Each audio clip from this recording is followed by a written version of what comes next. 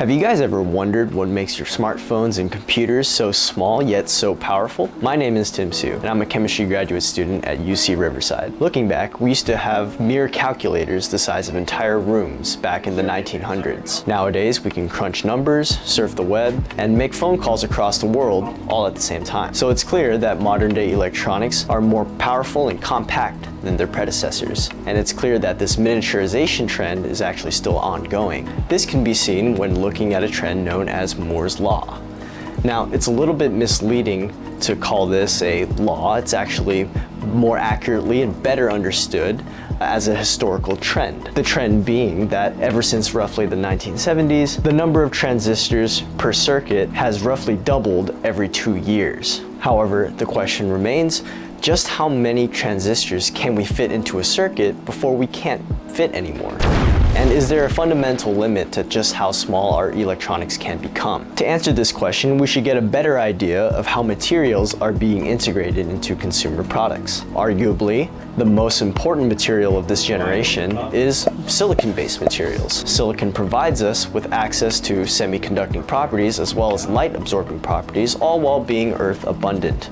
This allows us to make many powerful computer chips that we use in our cell phones and computers every day. To make computer chips, in a nutshell, bulk silicon is purified extensively before being cut with a powerful laser to yield silicon wafers. These silicon wafers then get a circuit path installed onto them by a process known as lithography. This process yields us the powerful computer chips that we use in our electronics every single day. As small and powerful as these materials are currently, they have yet to be perfected. If we are to access smaller and even more powerful electronics, we may need to dive deeper into the molecular structure of bulk silicon. If we study the properties of individual silicon molecules, perhaps we can learn something at the molecular level that will help us lead to faster and better electronics in the future. Bulk silicon is made up of a diamond lattice that is made up of repeating units of silaadamantane, the most basic unit cell of bulk silicon. Since silaadamantane was synthesized back in 2005 by Marshner and co-workers, almost a full 16 years ago, there has been very little follow-up studies done on silaadamantane and what kind of electronic properties that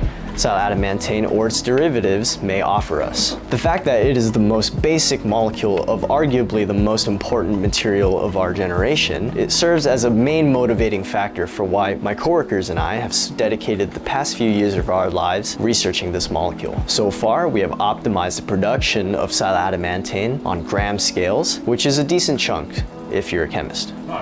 We are looking into how this molecule will behave when integrated into a circuit and having current pass through it. By installing thioether N groups onto silaadamantane, we can fashion this molecule onto gold electrodes and test conductance properties that way. Specifically, we can install silaadamantane into an instrument that's known as the scanning tunneling microscopy break junction. This instrument takes a gold tip and smashes it onto a gold substrate, creating a gold-to-gold contact. This contact point serves as a reference point known as G0, for which we'll compare the conductance values of our molecule. This gold tip, once smashed into the substrate, will then start to move further and further away until there's just enough space for one single molecule to fit in the gap between the gold tip and the gold substrate. The tip will then move further away, breaking contact with the molecule, and subsequently lowering back in and reforming a contact with the molecule. This process of breaking and then reforming contact with a single molecule is then repeated thousands of times until we can compile a histogram data set that tells us more about the conductance properties of a single molecule. While we are studying this parent molecule of silaadamantane, we're also working on functionalizing silaadamantane so that we can control its electronic properties by changing its structure. So, all in all, while electronics may one day reach a limit into how small and powerful they become, we hope that we can help solve this miniaturization problem by studying the properties of silaadamantane.